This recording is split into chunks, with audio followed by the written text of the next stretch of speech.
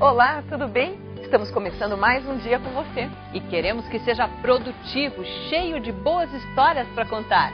Hoje a manhã fala sobre a imaginação e o trabalho voluntário. A mistura disso tudo é a união perfeita para formar futuros leitores. É tão bom ouvir um conto, né? E no programa desta quinta você vai descobrir também que aprender um novo idioma é fácil, basta um pouco de ajuda.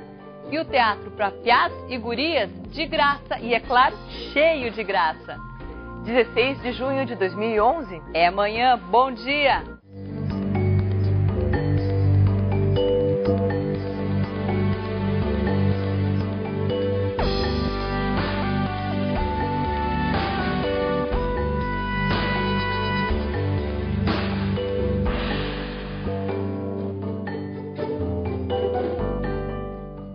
Uma história bem contada prende a atenção e desperta a curiosidade de qualquer um. Não há quem resista. E quando o público é formado por pessoas que precisam de um carinho, essa transformação pode ser ainda maior.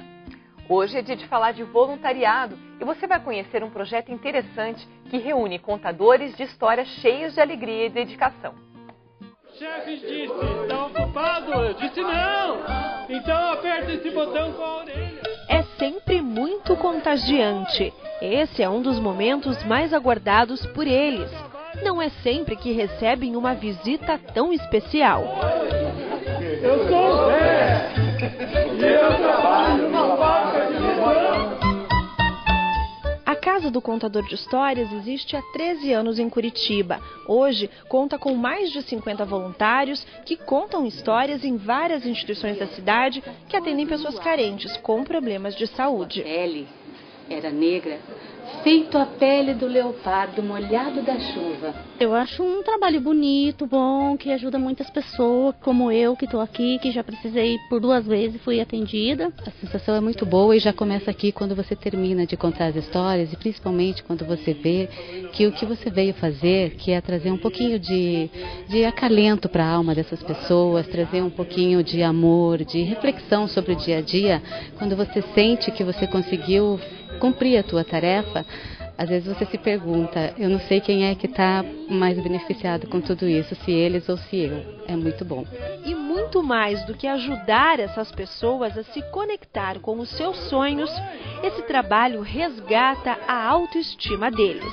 Faz a gente notar que em nossa vida às vezes falta alguma coisa e às vezes um simples conto desse é assim para a gente despertar, né? Para a gente despertar e colocar na nossa vida, fazer valer a pena alguma coisa.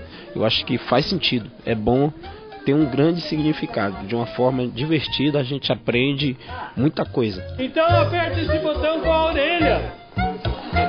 3 e já... Para falar mais sobre a magia dos contos, nós recebemos aqui no estúdio hoje o secretário da Casa do Contador de Histórias, Jean-Gerd Schenfelder. Bem-vindo ao É Manhã, Jean, tudo bem? Bom dia, Sinta-se Simone. em casa. Fique à vontade. Tudo bem? Tudo. Já conta pra gente, são esses contos de histórias, eles são terapêuticos também? Os contos de fadas, eles têm tradicionalmente na história um fim curativo. Então eles realmente são terapêuticos.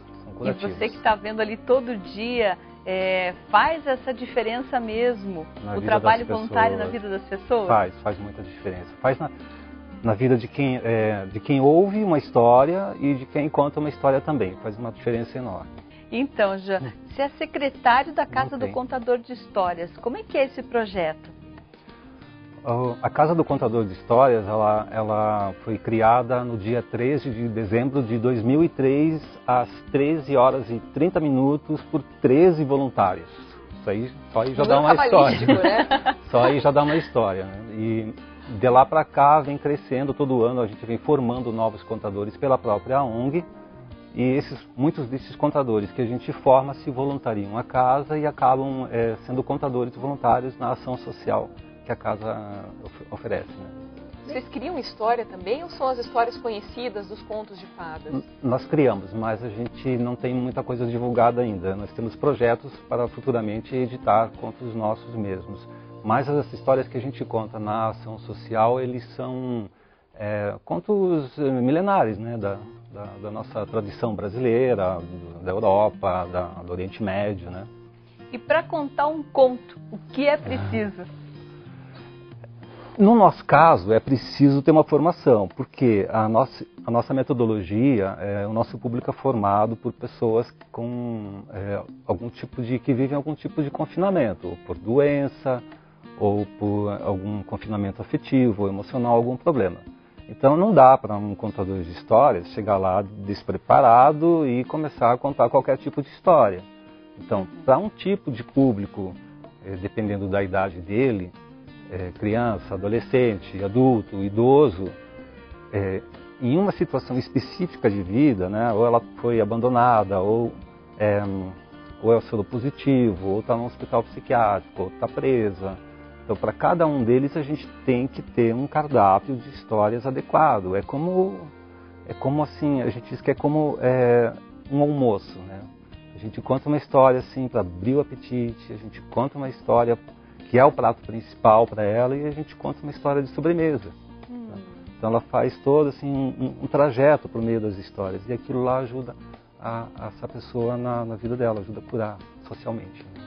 E na prática, como é que funciona a casa? Essas pessoas, elas chegam aí até vocês ou vocês têm um grupo que vão até as pessoas? A Casa do Contador de Histórias, hoje, ela ainda está construindo a sede. Então, a gente trabalha, a gente se organiza tudo por telefone ou virtualmente por e-mail. Mas nós somos parceiros do Centro de Ação Voluntária de Curitiba. E nós trabalhamos com instituições que também são parceiras do Centro de Ação Voluntária. Então, nós trabalhamos com 9 instituições, promovemos 15 rodas de histórias semanalmente ou quinzenalmente. E, para ter uma ideia, assim, em 2010, nós promovemos 280 rodas de histórias. Contamos mais ou menos 1.200 histórias para um público aproximado de 8.000 pessoas. Mais do que as 1.001 noites. Mais do que as 1.001 noites. Aliás, as 1.001 noites não são 1.001, não são exatamente 1.001, né? É 1.001 mais uma. Mais sempre uma. 1.001, mas quando somar a segunda já será mais uma também. Então, e a gente faz isso. E esse público, essas rodas de histórias que a gente promove, cada uma delas, após a contação, os voluntários que vão sempre em grupo, eles fazem um relatório, né, de como é que eles viram o público, o que eles perceberam no público que aconteceu de diferente, assim, é um olhar, né, que estava lá, assim, meio, às vezes, fosco, ou meio turvo, e de repente brilhou, né? Uma coisa que você contou, assim, brilhou. Ou a pessoa está assim, né? E de repente está assim. Então, isso tudo a gente nota, é uma diferença que faz na hora que você conta a história. Isso tudo a gente faz um relatório. Esse relatório depois, essas informações são compiladas e servem para retreinar os contadores nas próximas contações. Legal, então dá para formar um contador de histórias. Todo mundo tem um contador de histórias dentro de si, mas ele tem que aflorar. É uma pedra bruta, né? A gente vai deixar seu telefone e seu e-mail para o pessoal de casa entrar em contato. Conta só pra gente assim, o que precisa para ser um voluntário do projeto de vocês? Tem que ter mais de 21 anos. Essa é a única exigência que a gente faz pela própria metodologia que a gente utiliza. E ter a vontade de fazer a diferença na sociedade, desejar um mundo melhor, gostar do contato humano, gostar das pessoas. Tá certo, obrigada pela sua participação aqui, Jean. Você que é jornalista por formação e contador de histórias agora por vocação. Por vocação, então. E muita gente diz que é nas horas vagas, mas não é não. Nas horas vagas a gente lê um livro, vai ao cinema. Tá certo. Isso não deixa de ser uma boa história, né? Exatamente. E ouvir belas histórias é uma experiência mágica para as crianças. No próximo bloco a gente continua falando sobre esse assunto. Fique agora com a previsão do tempo e depois prepare-se para a hora do conto. Curitiba, máxima de 22 e mínima de 8 graus. Paranaguá, máxima de 26, mínima de 18 graus. Londrina, máxima 26, mínima 15. Maringá, máxima 27, mínima 16. Cascavel, máxima 25, mínima 11. Foz do Iguaçu, máxima 26, mínima 17. Ponta Grossa, máxima 23, mínima 9 graus. Guarapuava, máxima 22, mínima 8.